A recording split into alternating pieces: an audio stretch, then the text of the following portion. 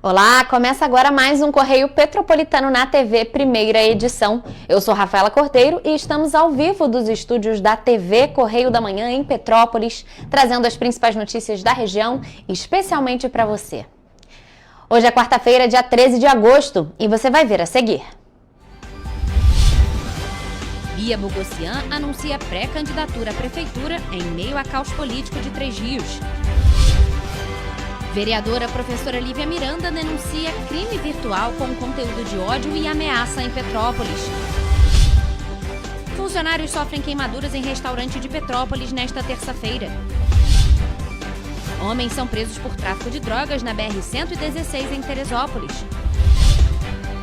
2 pessoas são presas envolvidas com tráfico de drogas em Três Rios. Trio é preso em flagrante por venda ilegal de anabolizantes em Teresópolis. Agora, no Correio Petropolitano na TV, primeira edição. Uma eleição suplementar para os cargos da Prefeitura de Três Rios será realizada em outubro, após Joacir Barbaglio, o candidato mais votado para chefiar o Executivo durante as eleições municipais de 2024, ser considerado inelegível pelo Tribunal Superior Eleitoral em julho deste ano. Em meio a este caos político, a atual vereadora do município, Beatriz Bogossian, do PSD, anunciou a pré-candidatura para o cargo e conversou com a TV Correio da Manhã sobre essa situação delicada em que a cidade se encontra. Em nenhum momento eu quis que o prefeito de Três Rios caísse para que a gente tivesse essa eleição suplementar. Lamento muito, porque a cidade sofre com essa instabilidade política. Mas já que essa é a situação, né, já que a justiça foi lenta, infelizmente, a gente precisa ocupar esse espaço e pensar no que é melhor para a cidade. Em julho de 2025, o Tribunal Superior Eleitoral confirmou a inelegibilidade de Joacir Barbaglio Pereira, o Joa, que foi reeleito como prefeito do município de Três Rios durante as eleições de 2024. A inelegibilidade de Joa foi determinada por conta da prática de atos de improbidade administrativa no período em que atuava como vereador na cidade. Triste pensar que a cidade reelegeu um prefeito com 60% dos votos, mas o prefeito caiu, e agora? E aí, para a gente poder ter esperança e ficar firme, eu acho que a gente precisa poder pensar em novidades, pensar em o que a gente pode fazer para ver nossa cidade no novo rumo. Ela destaca que é importante que os políticos da cidade entendam o atual cenário político de Três Rios e promovam políticas para contornar a situação e melhorar a condição do município. Eu acho que se esse é o cenário da nossa cidade, a gente precisa ocupar esse espaço com propostas e com projetos. E poder fazer com que Três Rios viva um novo momento de esperança e de mudança. A pré-candidata ainda afirma que está animada mesmo neste momento complicado, pois muitas vezes, em situações de crise, oportunidades de mudança e melhora podem surgir para a cidade. Eu estou muito animada, eu estou otimista, porque eu acho que isso é um clássico até das crises, né? No momento de crise, pelo menos a gente tem novas oportunidades, então não é o melhor momento que a gente queria estar vendo para a nossa cidade, mas vamos nos colocar e cumprir o desafio que a cidade merece. Seguindo a determinação do Tribunal Regional Eleitoral do Rio de Janeiro, as eleições suplementares para prefeito e vice-prefeito em Três Rios vão acontecer no dia 5 de outubro e os candidatos vencedores vão exercer o mandato até o dia 31 de dezembro de 2028. E ainda no cenário político, mas agora aqui em Petrópolis, a vereadora Lívia Miranda, do PCdoB, registrou na manhã de segunda-feira uma ocorrência de um crime virtual. A denúncia, segundo a parlamentar, é sobre uma postagem nas redes sociais dedicada a ataques e comentários contra a atuação na Câmara e os projetos de lei da parlamentar.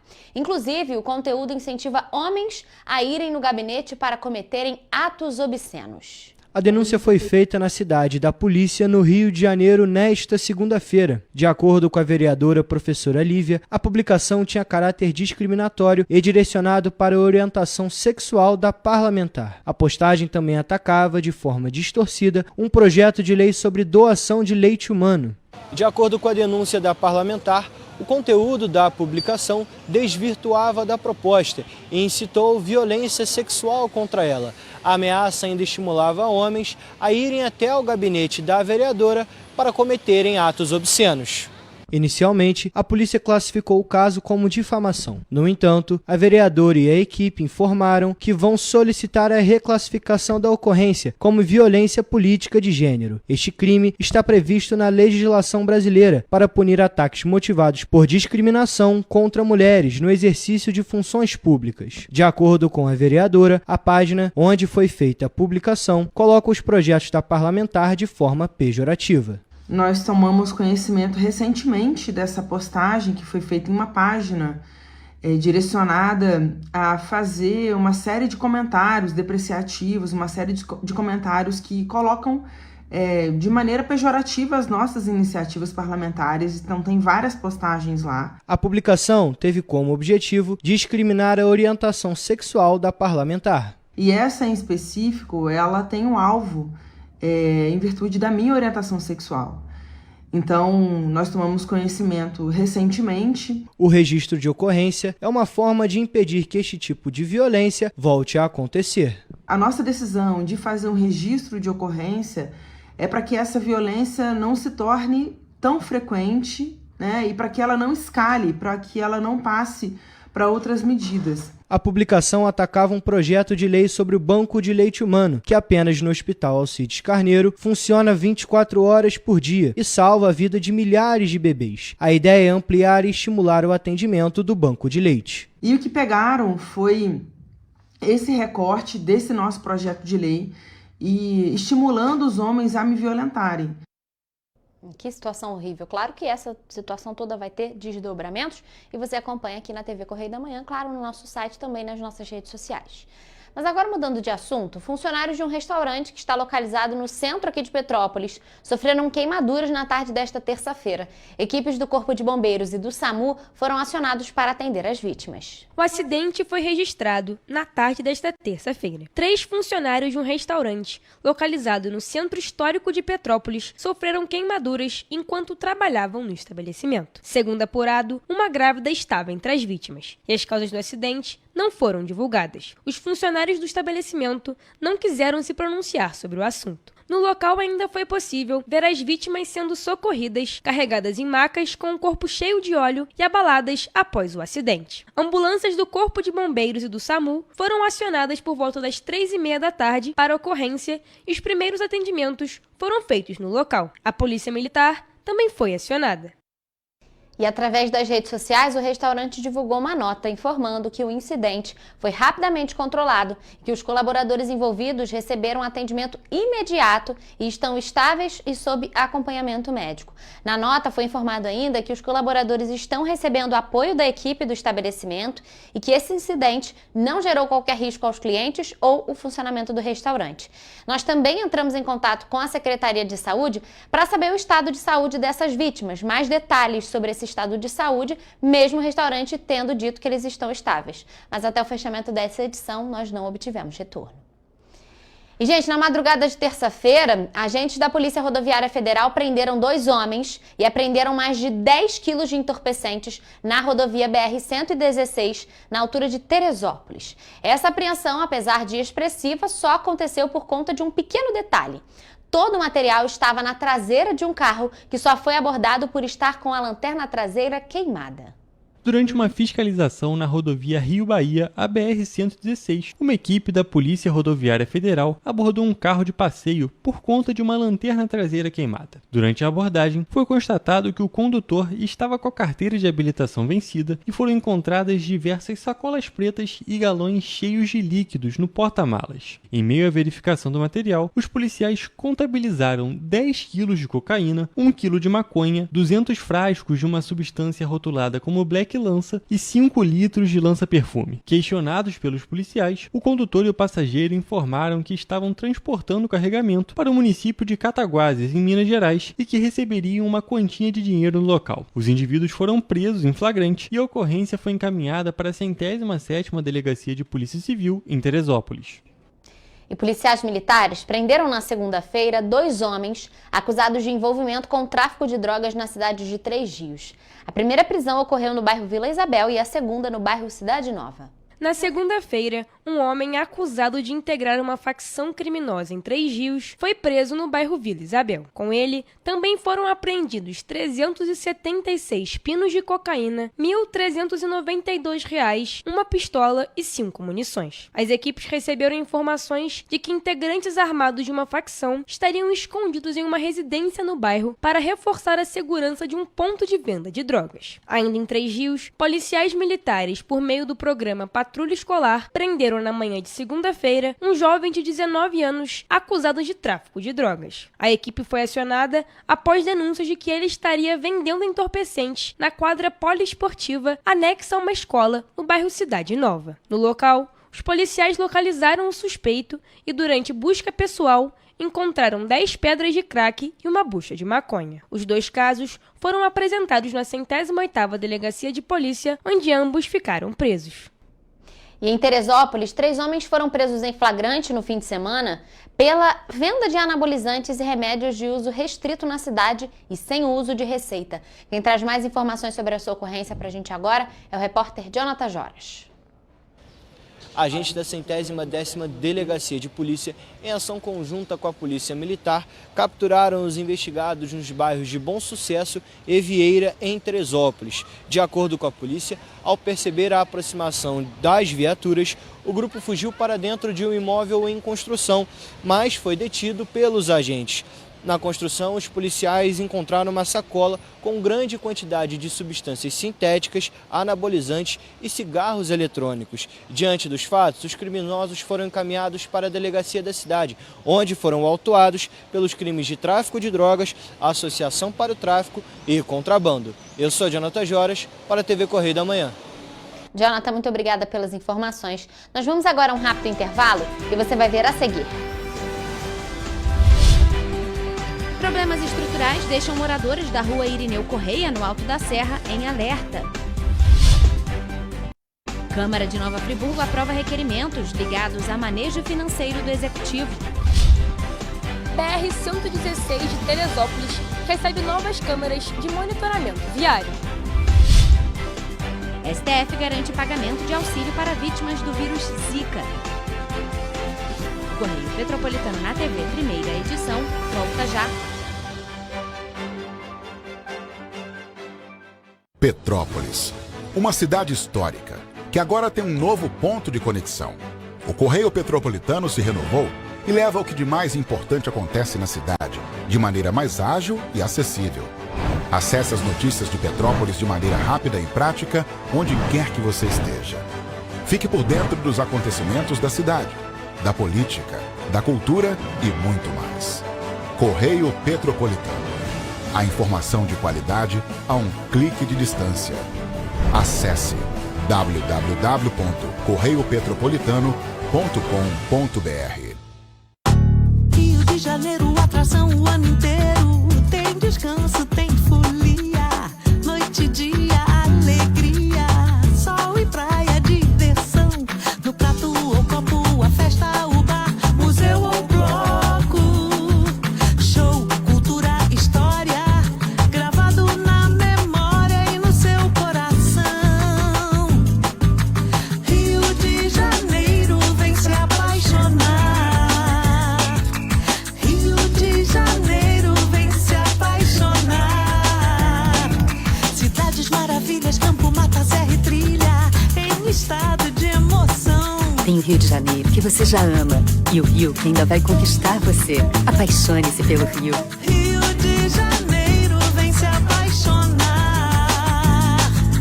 Rio de Janeiro, vem se apaixonar. Governo do Estado do Rio de Janeiro. Enquanto você acha que alguma coisa deveria ser feita contra o racismo, a Alerj faz. As leis que você precisa, a Alerj faz. Baixe o aplicativo da Alerj e conheça seus direitos.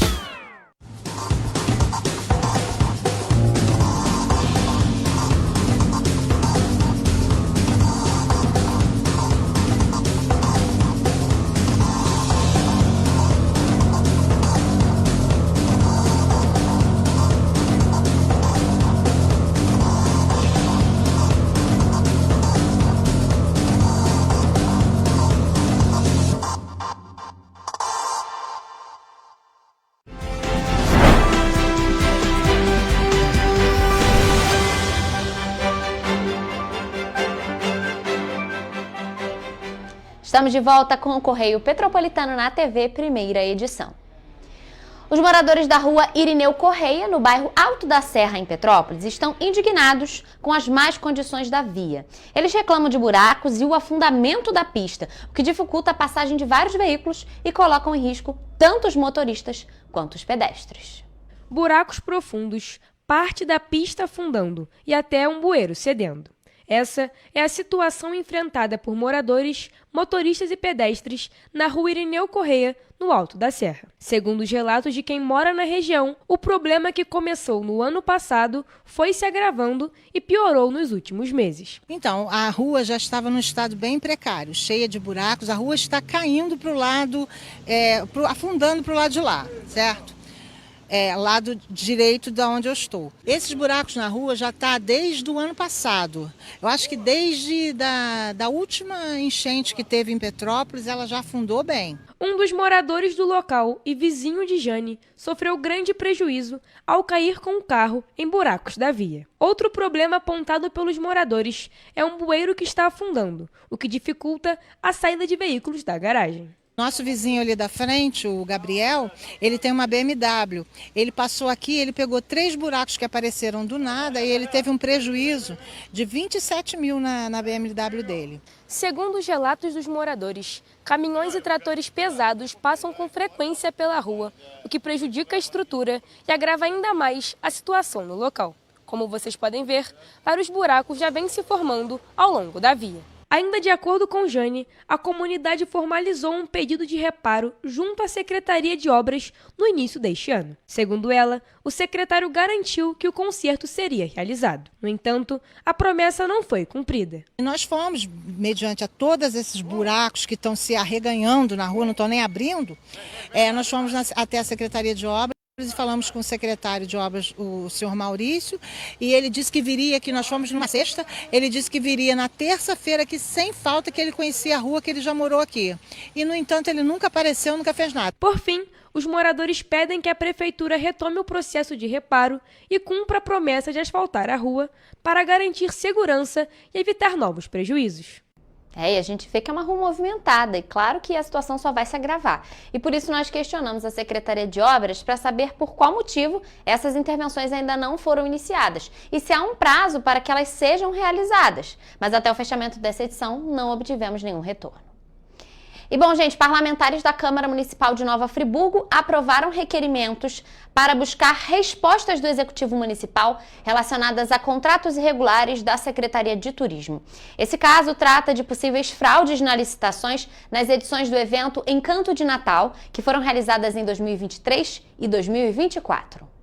Na primeira sessão após recesso legislativo, realizada no dia 5 de agosto, passou pela Câmara Municipal de Nova Friburgo o pedido de requerimento da vereadora Maiara Felício solicitando informações sobre a denúncia de fraudes em licitações ligadas ao ex-secretário de Turismo. O caso, acompanhado pelo Ministério Público do Estado do Rio de Janeiro, apresenta indícios de fraudes em licitações realizadas para o evento Encanto de Natal, nos anos de 2023 e 2024. A situação envolveu o ex-secretário municipal de turismo do município, Renan da Silva Alves, o ex-subsecretário da pasta Osório Júnior Tardim da Silva e os empresários locais. Na ocasião, a Prefeitura de Nova Friburgo exonerou os ex-agentes públicos dos cargos que ocupavam na secretaria. A gente apresenta esse requerimento de informação para a gente conseguir respostas que eu acho que está na cabeça de cada parlamentar e de cada cidadão friburguense. Ali a gente vai desde entender o fato, porque isso não está muito bem explicado. A gente está esperando os desdobramentos das investigações que a Prefeitura disse que fez. O documento enviado para o Executivo é composto por 23 perguntas sobre o tema e tem como objetivo apurar se a Prefeitura prevê auditorias internas para identificar possíveis falhas e mensurar o tamanho da possível fraude. Além disso, é questionado se existem medidas para garantir a continuidade dos serviços públicos no município. Na sessão, o vereador Maicon Gonçalves, que chegou a pedir a abertura de uma comissão parlamentar de inquérito antes do requerimento, destacou a importância da iniciativa da parlamentar Maiara, já que a CPI não foi aprovada pela base do governo. O vereador Marco, junto com a vereadora Maiara e o Cláudio, um pedido de CPI para esse caso, que tentaram apagar, né, tentaram esfriar, mas nós voltaremos com esse debate à casa com certeza. Ainda de acordo com o vereador, os itens utilizados no evento Encanto de Natal se repetem, mesmo com um alto valor. Coloque em casa, no YouTube, desfile de Natal 2023 e 2024. As roupas se repetem. E o valor pago anual é muito mais alto do que o valor anterior. Está nítido que tem muita coisa obscura e precisa ser investigada. Na petição, o Executivo Municipal terá um prazo de 30 dias para responder a cada especificação. Se a Prefeitura de Nova Friburgo não acatar, vão ser aplicadas as medidas cabíveis previstas na lei municipal. E essa situação toda envolvendo o manejo financeiro de Nova Friburgo já teve também outros desdobramentos e amanhã a gente volta a falar sobre esse assunto aqui no nosso jornal. Mas voltando a falar de Petrópolis, a cidade foi destaque no estado do Rio de Janeiro, sendo a 7ª cidade que mais abriu empresas neste ano. O dado faz parte do ranking divulgado pela Junta Comercial do Rio de Janeiro. Quem vai entrar agora ao vivo com a gente é o repórter Jonathan Joras, para trazer mais informações sobre essa situação aqui pra gente. Então, Jonathan, boa tarde para você. Quer dizer, então, que Petrópolis foi destaque na abertura de empresas. Conta pra gente melhor sobre isso. Oi, Rafa, boa tarde para você, uma boa tarde também ao nosso telespectador. É exatamente isso. Petrópolis é a cidade é a 7ª cidade com mais aberturas de empresas neste ano. Olha, isso é muito legal, né, para o empreendedorismo aqui do município. E até o dia 8 deste mês foram abertos na cidade de Petrópolis, na região serrana, 1.124 registros, que dá uma média de 140 empresas por mês, né? E são 7 empresas por mês a mais que no ano passado, né? Então supera a média mensal de 2024. E ao longo de 12 meses do ano passado, de 2024, foram abertas 1.601 empresas.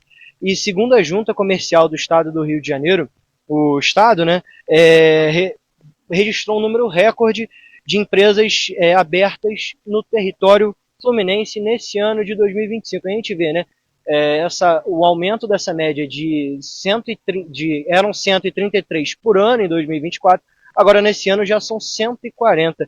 Realmente um número relevante, sendo que a gente ainda está no mês 8 de 2025.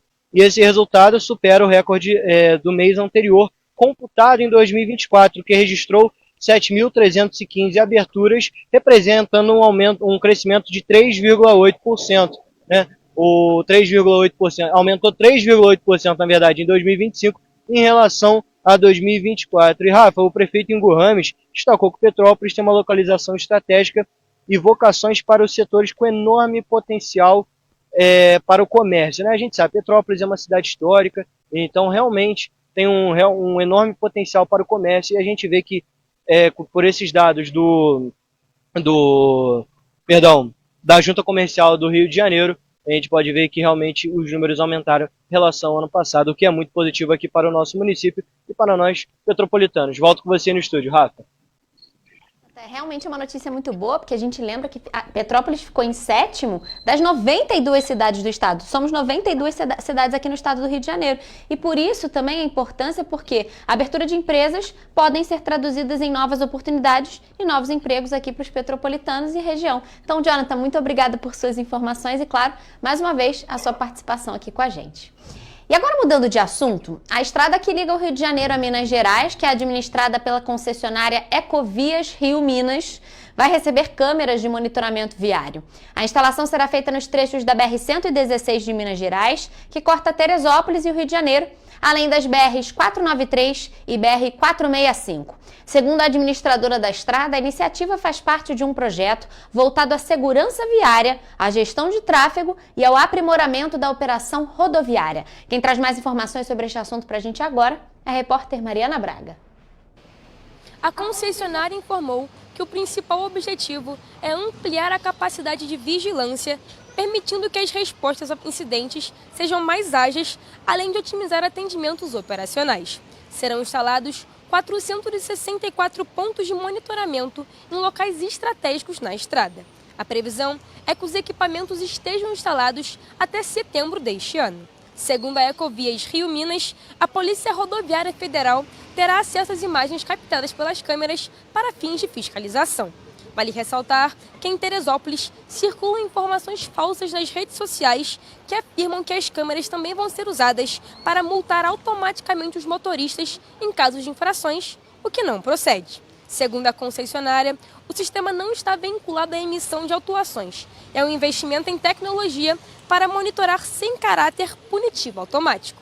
Mariana Braga para a TV Correio da Manhã. Mari, muito obrigada pelas informações. Bom, gente, o ministro Flávio Dino, do Supremo Tribunal Federal, autorizou na segunda-feira que o governo federal garanta a continuidade do pagamento de auxílio para vítimas do vírus Zika. Olha só. Dino atendeu ao pedido feito pela Advocacia Geral da União para assegurar a segurança jurídica dos pagamentos após as alterações legislativas sobre a matéria. Pela decisão do ministro, o auxílio está garantido para todas as crianças que se enquadram nos critérios estabelecidos na lei. Conforme a norma, as vítimas têm direito à indenização em parcela única de R$50 mil, além de pensão especial mensal e vitalícia. O benefício vale para pessoas com deficiência permanente de doença congênita decorrente do vírus Zika. Os pagamentos estavam previstos em um projeto de lei que foi parcialmente vetado pela Presidência da República por falta de adequação às regras fiscais. Contudo, uma medida provisória manteve os pagamentos. Em seguida, a medida perdeu a vigência. Diante do impasse, um novo projeto de lei passou a valer, mas não havia segurança jurídica para manter os benefícios. E você vai ver depois do intervalo. Nova Friburgo poderá ter campanha contra queimadas ambientais. Brasil perdeu 111 milhões e 700 mil hectares de áreas naturais em 40 anos. Prazo de entrega de documentos do ProUni é prorrogado para o dia 18 de agosto. A Anatel revoga a obrigatoriedade do uso do prefixo 0303 em ligações. A AG Rio renova a parceria com o Sebrae, que oferece garantia de 100% para as empreendedoras fluminenses. O Correio Petropolitano na TV, primeira edição, volta depois do intervalo. Um bom jornal tem que ser direto, tem que ser direito. Não ser de esquerda ou de direita, mas direito. É ter coragem de informar a verdade e não impor a sua verdade. É respeitar a inteligência do leitor e vontade do eleitor. Correio da Manhã, um jornal que há 123 anos tem a coragem de ser direto e direito. Em uma banca perto de você.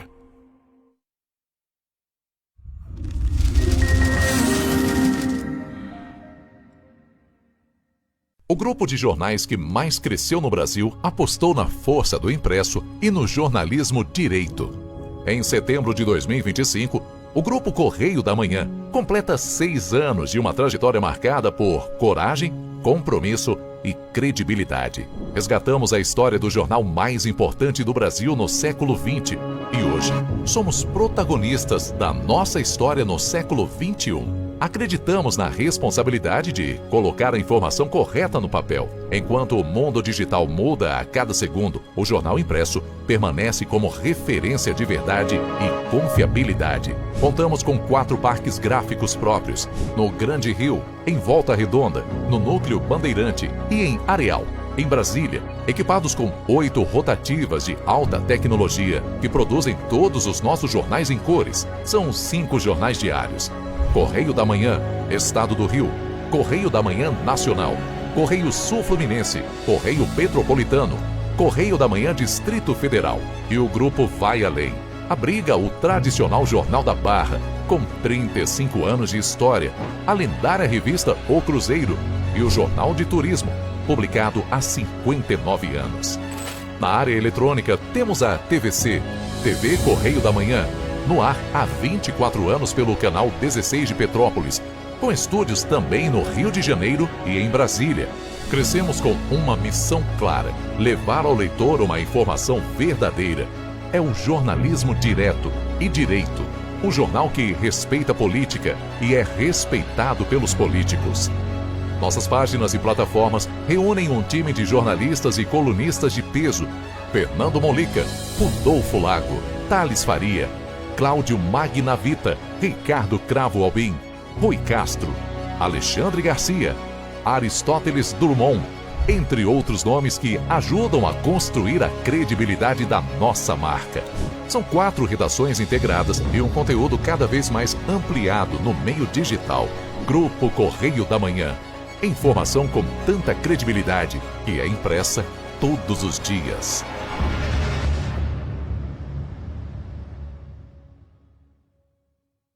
Petrópolis, uma cidade histórica que agora tem um novo ponto de conexão.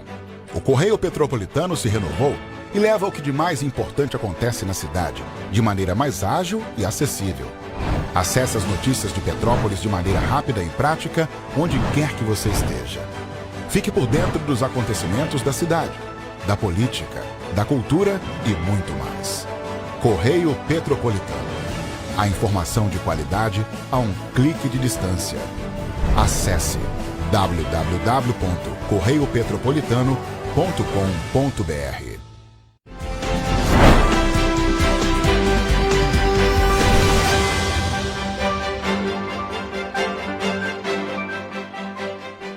Estamos de volta com o Correio Petropolitano na TV, primeira edição. E bom, gente, no último bloco a gente trouxe a matéria da Mariana Braga falando sobre os buracos em uma via lá no Alto da Serra. E ao final eu tinha informado que a Prefeitura não tinha dado nenhum retorno pra gente, mas a gente acabou de receber esse retorno. Então, em nota, a Prefeitura de Petrópolis informou que mantém serviços de manutenção viária frequente em toda a cidade de Petrópolis. E só nesse mês, 15 ruas de bairros como Valparaíso, Quitandinha, Castelânia, Samambaia, Correias, Castelo São Manuel, Bairro da Glória e Centro receberam o serviço. O local citado ali no Alto da Serra será incluído na programação da Secretaria de Obras. Mas agora falando sobre Nova Friburgo, a cidade poderá ter um pacote de medidas para o combate de queimadas em áreas verdes. O projeto de lei do vereador Marcos Marins prevê um acréscimo da Lei Complementar Municipal sobre Meio Ambiente e propõe a realização de campanhas de conscientização, prevenção e controle de incêndios. O município registrou durante o primeiro semestre deste ano de 2025 17 focos de fogo em natureza verde. O número é mais da metade das ocorrências de todo o ano de 2024, quando foram 29 registros. O projeto de lei amplia a quantidade de infrações ambientais no Código Ambiental Municipal. Dentro das medidas propostas, os destaques são as proibições de limpezas de terreno com fogo, incluindo o manejo de terreno e solo para receber plantio e colheita em território municipal. Além desses, a queima de galhos ou folhas ou extermínio de lixo doméstico também se encaixam neste artigo. Apesar das restrições, existem brechas na lei que, em alguns casos, permitem a limpeza de terrenos por meio da utilização de fogo. O projeto de lei prevê ainda que, em casos de reincidência do cometimento de crimes ambientais, o valor da multa será, no mínimo, o dobro da última penalidade. As queimadas causam degradação ambiental e prejudicam a saúde e a sustentabilidade da área ecológica. Como previsto no artigo 225 da Constituição Federal, todos têm direito ao meio ambiente ecologicamente equilibrado, mas nem sempre essas garantias são mantidas, precisando de uma intervenção de políticas públicas para resguardar esses espaços. A campanha de conscientização vai buscar informar a comunidade sobre os malefícios dos incêndios, alertando sobre os riscos à saúde e ao meio ambiente. A responsabilidade de regulamentação e fiscalização deverá ser feita pela Prefeitura Municipal, que também vai precisar criar brigadas voluntárias de incêndio no município. E ainda falando sobre o meio ambiente, uma área maior do que a Bolívia é o tamanho do território brasileiro que teve a vegetação nativa convertida em função da atividade humana entre os anos de 1985 e 2024. Foram 111 milhões e 700 mil hectares, ou o equivalente a 13% de todo o país, segundo a coleção 10 de mapas anuais de cobertura e uso da terra do MapBioma, que foi divulgado nesta quarta-feira. O estudo revela ainda que esses 40 anos reúnem os períodos mais intensos de perda das áreas naturais desde a colonização do Brasil. Segundo o pesquisador Tasso Azevedo, que é coordenador geral do MapBiomas, 60% de toda a área foi gradualmente ocupada pela agropecuária, a mineração, as cidades, infraestrutura e outras atividades antes do período estudado. De acordo com Tasso, os 40% restantes dessa conservação ocorreram em apenas 4 décadas, de 1980 1995 a 2024. Neste período, o Brasil perdeu em média 2.900.000 hectares de áreas naturais por ano. A formação florestal foi a mais suprimida, com redução de 62.800.000 hectares, o equivalente ao território da Ucrânia. As áreas úmidas, que envolvem floresta alagável, campo alagado, área pantanosa, apicum, mangue e corpos de águas e reservatórios, também diminuíram ao longo desses 40 anos, com uma redução de 22% em todo o país. A maior parte do cenário modificado recebeu o uso de pastagem, com 62.700.000 hectares, e agricultura, com outros 44 milhões. Os estados que tiveram os territórios mais ocupados pela agricultura foram o Paraná, com 34%, São Paulo, com 33%, e o Rio Grande do Sul, que tem 30% da área ocupada pela atividade. De acordo com os pesquisadores, a pecuária, no acumulado de todo o período, tem maior atuação na supressão de áreas naturais por causa do crescimento da agropecuária em áreas já abertas anteriormente pela pastagem. De forma geral, a expansão da pecuária parou no início dos anos 2000 e começou a se estabilizar. Atualmente, ela tem pequena tendência de queda da conversão. E, gente, o Ministério da Educação prorrogou até a próxima segunda-feira, dia 18 de agosto, o prazo para a entrega dos documentos dos pré-selecionados, na segunda chamada do Programa Universidade para Todos, o ProUni, referente ao segundo semestre deste ano. O ProUni oferece bolsas integrais de 100% da mensalidade e também as parciais de 50% em cursos de graduação de instituições privadas de educação superior. O resultado da segunda chamada está disponível na página do Portal Único de Acesso ao Ensino Superior específica do ProUni, com login e senha da conta do portal gov.br. A entrega dos documentos na instituição de ensino superior pode ser feita presencialmente ou por meio eletrônico. Cada instituição privada de educação superior deve disponibilizar em suas páginas na internet um campo específico para o encaminhamento da documentação. Caso o acesso não possa ser disponibilizado, a faculdade deverá colocar à disposição colaboradores que recebam a documentação fisicamente nos locais de oferta do curso e nos horários regulares de funcionamento. A instituição deverá ainda emitir a comprovação da entrega dos documentos de acordo com o meio usado para o seu recebimento, seja físico ou virtual. De acordo com o edital, as faculdades privadas podem optar por um processo próprio de seleção a partir da pré-seleção dos candidatos. Porém, as instituições de ensino devem ter comunicado formalmente aos candidatos sobre essa exigência. Esta edição do Programa Federal oferta mais de 211 mil bolsas de estudo para mais de 370 cursos de 887 instituições de todo o país. E você vai ver depois do intervalo. Cláudio Castro abre a Conferência Estadual das Cidades e mobiliza a União por Cidades Mais Justas. Buncaçai 2025 começa nesta quinta-feira no Palácio de Cristal, em Petrópolis. Segunda semana da 13ª Mostra de Teatro de Petrópolis tem atrações abertas para o público. Onda de frio segue no país até esta quarta-feira e região serrana pode registrar mínima de 9 graus. O Correio Petropolitano na TV, primeira edição, volta em instantes. Enquanto você pensa que poderia ganhar igual aos homens, a Alerj faz. As leis que você precisa, a Alerj faz. Baixe o aplicativo da Alerj e conheça seus direitos.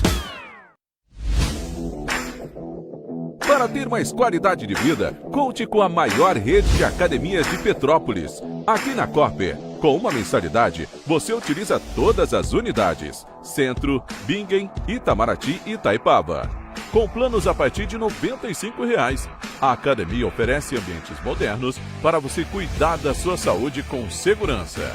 Os espaços contam com dezenas de aparelhos de musculação, diversos equipamentos para aeróbico e funcional. Além, é claro, de profissionais qualificados e uma extensa grade de aulas coletivas, que inclui dança, bike, jump, wolf fit, step fit, entre outras. Nossas estruturas são equipadas com salas de musculação e aulas coletivas, salas de avaliação física e nutricional, vestiários e estacionamentos amplos. Venha nos fazer uma visita e surpreenda-se!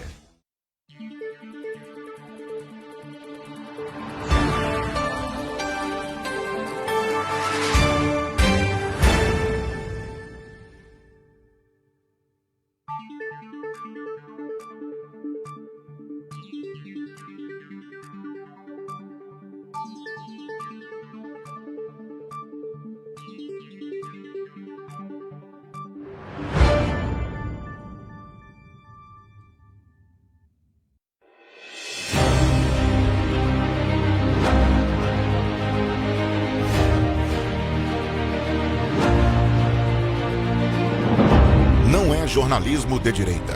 É jornalismo direito. Correio Petropolitano. Tudo que seu jornal não deveria ter deixado de ser. Todos os dias, em uma banca perto de você.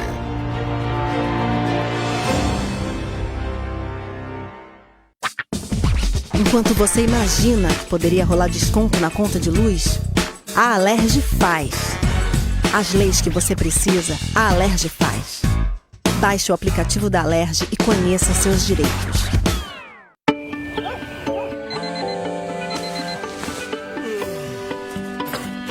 Meu pai é um cara muito corajoso. Ele luta contra o mal igualzinho um super-herói. Ele não usa capa, mas tem um uniforme muito legal e vários equipamentos especiais. Ele também tem super veículos e quando precisa, ele pode até voar. Meu pai me diz para não ter medo, que as coisas estão melhorando. E eu acredito no que ele me fala. É, e os resultados já estão aparecendo. Mas o governo do estado do Rio quer mais. Por isso, estão sendo investidos R$ 1 bilhão na nossa segurança, com ações em todas as regiões do estado. A gente não está aqui dizendo que a guerra contra o crime está ganha. Ainda tem muita coisa a ser feita. Mas aqui no Rio, os criminosos não vão ter vida fácil. Pode acreditar nisso. Governo do Estado do Rio de Janeiro.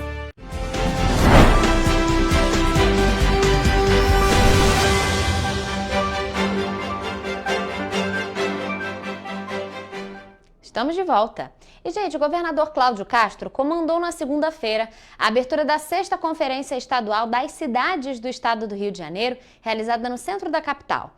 O evento reuniu representantes de 75 municípios na capital para debater propostas de políticas urbanas. O evento marca uma nova etapa de um processo participativo iniciado com 75 conferências municipais que mobilizaram mais de 6.300 pessoas em todo o estado. Ao todo, mais de 500 propostas foram discutidas nas cidades e agora serão debatidas e votadas em âmbito estadual em preparação para a etapa nacional. Mas esse ano também bateremos pela segunda vez o recorde histórico de turistas estrangeiros, batendo inclusive a Copa e a Olimpíada. Isso tudo é um trabalho das prefeituras, do governo, da sociedade civil junto. Durante os 3 dias de conferência, o público participa de painéis temáticos, rodas de conversa, exposições de artesanato local e da construção coletiva das diretrizes que serão levadas à Conferência Nacional. Eu não tenho dúvida que temos muitos desafios ainda, capitão, Monerá, mas que a gente está, Canelinha, num caminho certo. Um caminho que a gente tem que aumentar a escuta, aumentar a parceria, sobretudo com as prefeituras, para que a gente possa ter uma sociedade melhor. Após mais de uma década sem ser realizada, a Conferência Estadual retorna como um espaço de diálogo aberto entre sociedade e governo, com foco em transformar a realidade urbana e garantir mais qualidade de vida nas cidades. E agora falando sobre programação cultural, o Bunkassai, que é o festival dedicado à cultura japonesa, tem início nesta quinta-feira, dia 14 de agosto, no Palácio de Cristal, aqui em Petrópolis. A programação vai até o dia 17 e conta com oficinas, apresentações musicais e de danças tradicionais, além de exposições e estandes de gastronomia e artesanato típicos.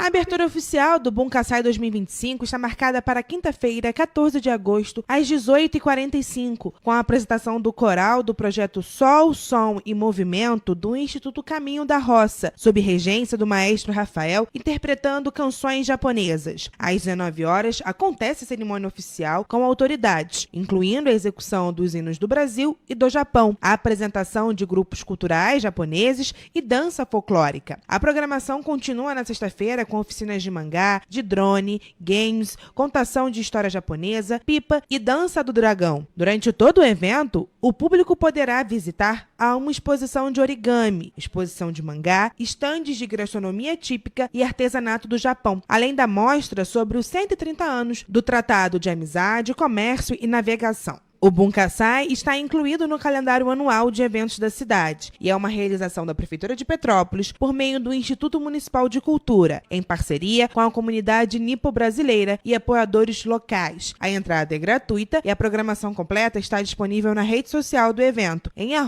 @bunka.sai. E ainda falando sobre a programação cultural, começa nesta quarta-feira a segunda semana da 13ª Mostra de Teatro de Petrópolis.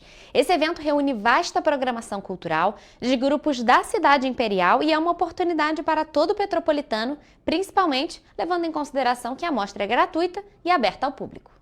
A última semana de eventos da 13ª Mostra de Teatro de Petrópolis acontece nesta semana no Centro de Cultura Raul de Leone, no centro da cidade imperial. A programação da semana começa na quarta-feira, com a obra A Pele Costura o Tempo, da Plumbéia Teatro, às 7h30 da noite. Na quinta, dia 14, também às 7h30 da noite, vai ser apresentado o espetáculo Lendas do Rio São Francisco, do coletivo da Caixa. O ator Léo Gavioli, que já se apresentou na mostra com o espetáculo Resta Um, apontou a importância de eventos como este na cidade. A primeira coisa que me vem à cabeça é entender a importância que tem no incentivo público, né, de um edital, poder estar viabilizando uma mostra de teatro que remunera, que traz capital para os artistas locais, né? A mostra é promovida por meio de recursos do Governo Federal, Ministério da Cultura, Governo do Estado do Rio de Janeiro, Secretaria de Estado de Cultura e Economia Criativa do Rio de Janeiro, através da Política Nacional Aldir Blanc. Léo Gavioli destacou ainda que, além do lado financeiro, o evento também promove uma oportunidade para que as obras da cidade sejam apresentadas. E a oportunidade da gente estar apresentando o nosso trabalho tanto para os nossos colegas, né, também das artes cênicas, quanto de outras pessoas de outras áreas e curiosos e amantes das artes cênicas aqui da cidade. A programação segue na sexta-feira, com uma programação ainda maior no dia. Das 4 da tarde às 6 da noite, vai ser realizada uma oficina com Júlio Rocha e às 6h30 a peça Cofolé, também com Júlio Rocha. E para finalizar o dia, a apresentação Encantos da África e Brasil, do grupo Afroserra. Diego Marques, que também participa do espetáculo Resta Um, reforçou a importância para as obras culturais da cidade. Esse tipo de festival, principalmente para o contexto da Serra, né? Não vou pensar nem só em Petrópolis, é importante para abrir espaços para esses artistas, né? Porque a gente sabe que são poucos espaços ainda que a gente tem para ocupar profissionalmente, né? No sábado, às 11 da manhã, acontece a apresentação da obra O Menino que Virou Anjo, da companhia Corpo em Cena, e no mesmo dia, às 7h30 da noite, a obra Da Outra Margem do Rio vai ser apresentada pelo Teatro Circense Andança. E no domingo, dia 17, acontecem as apresentações de Só Vendo Como Dói Ser Mulher, de Tolstói, às 6 da tarde, e Samba de Terreiro, às 7h30 da noite. Rafael Nogueira, ator da peça Jorge Santo Guerreiro, que também se apresentou durante o evento, expressou o sentimento de gratificação em poder se apresentar na cidade. É muito gratificante eu, como artista dessa cidade, vindo dessa cidade, poder estar num palco como esse, apresentando para o público daqui, né? E fazendo esse trabalho maravilhoso que não só nós, mas todos os artistas que estão na mostra também estão fazendo esse trabalho maravilhoso de trazer a arte, trazer reflexão. Vale destacar que toda a programação pode ser conferida no site da 13ª Mostra de Teatro de Petrópolis pelo site mostrateatropetrópolis.com.br. E os ingressos são gratuitos e podem ser adquiridos no site simpla.com.br. E, gente, a onda de frio que chegou ao Brasil na última sexta-feira, dia 8 de agosto, segue no país até esta quarta-feira, dia 13.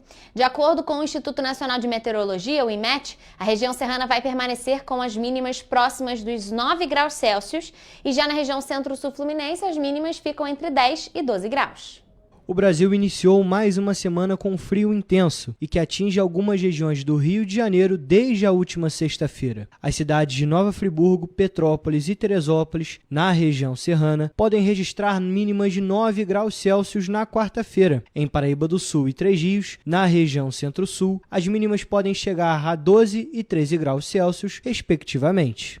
Com a entrada da massa de ar polar no continente, o Brasil chega à quinta onda de frio.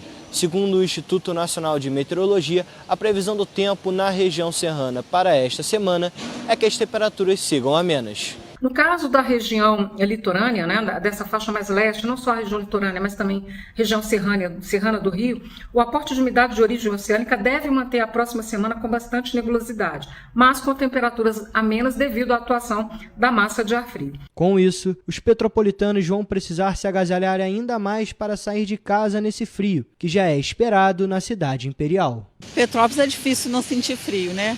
principalmente essa região aqui de Quitandinha, Bingen, para cá é bem frio. E eu costumo dizer até que o inverno aqui em Petrópolis ele se esconde no meio das árvores aqui, porque tá sempre, ele vai e volta. Com o frio intenso em Petrópolis, é comum usar muitos cobertores para se manter aquecido. Enquanto a gente dorme tá bom, para deixar a cama é difícil às 6 horas da manhã, mas faz parte da vida do petropolitano. E com a queda nas temperaturas, é comum que alergias como rinite, sinusite e até mesmo as gripes apareçam com mais frequência. Rinite, gripe, apesar que eu não tenho ficado muito gripada, né? A minha imunidade está um pouco boa, sim. Mas as crianças, né, é tenso porque... E para levar essas crianças para a creche de manhã? Um frio terrível. Eu não entendi por que está tão frio assim. E ainda falando sobre o clima, vamos agora à previsão do tempo para esta quinta-feira nas cidades da nossa região de cobertura.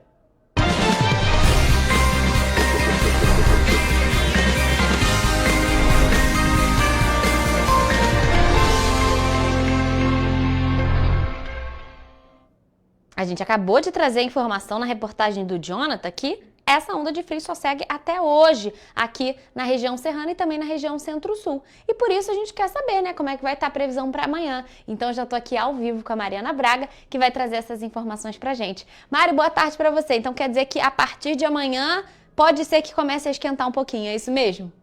Pois é, Rafa, boa tarde para você, boa tarde para quem nos acompanha. Em Nova Friburgo, a quinta-feira será de sol e muitas nuvens à tarde e noite o tempo passa a ser chuvoso. As temperaturas devem variar entre a mínima de 11 e a máxima de 21 graus Celsius. Em Teresópolis, o dia segue essa mesma tendência, com sol com aumento de nuvens e pancadas de chuva à tarde e noite chuvosa. Os termômetros podem variar entre a mínima de 12 e a máxima de 21 graus Celsius. Aqui em Petrópolis, a quinta-feira será de sol com aumento de nuvens e também com pancadas de chuva à tarde e à noite. As temperaturas devem variar entre a mínima de 12 e a máxima de 20 graus. E olha, na região centro-sul, não há previsão de chuva para amanhã. Em Paraíba do Sul, o dia será parecido com o de hoje, com sol com aumento de nuvens à tarde. Muitas nuvens à noite, mas como eu disse, sem chuva. Os termômetros podem variar entre a mínima de 13 e a máxima de 26 graus. E para finalizar, em Três Rios, o dia amanhã tem previsão de sol com aumento de nuvens a partir da tarde e sem chuva também. As temperaturas variam entre a mínima de 13 e a máxima de 27 graus. Mari, a gente observa que houve sim um aumento nas temperaturas mínimas e nas máximas, mas ainda assim não vai estar muito calor, até porque a gente está vivendo o inverno, como eu sempre estou trazendo aqui na nossa previsão. Agosto ainda é segundo mês do inverno, nós temos 3, porque ele ainda segue até o finalzinho de setembro. Então, é propício mesmo, gente, porque no início da manhã e no fim da tarde costuma realmente esfriar. E amanhã, região serrana com chuva. Então, preparem os guarda-chuvas e os casacos, principalmente para quem sai cedo de casa. Então, Mari, muito obrigada por suas informações. E essa foi a previsão do tempo para esta quinta-feira nas cidades da nossa região de cobertura.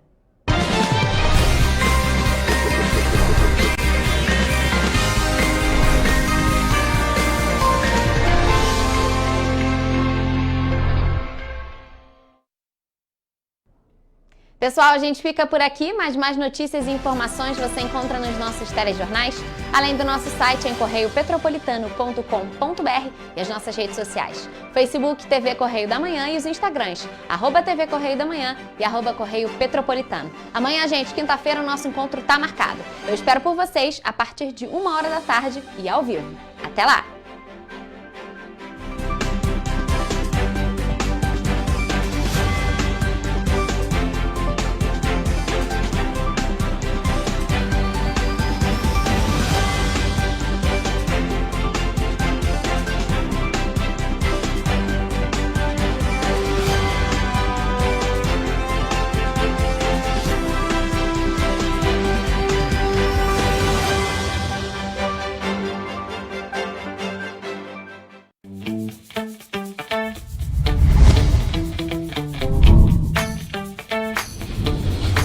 TVC, a TV do Correio da Manhã.